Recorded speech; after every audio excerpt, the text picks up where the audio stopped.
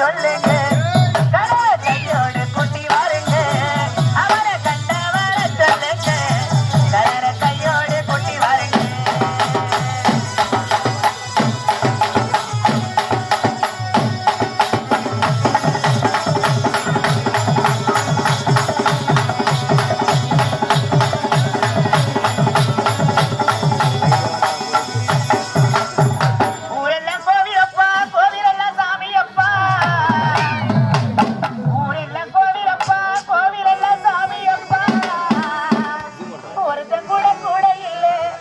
எங்க குடும்பத்தில ஒருத்தர் அப்பா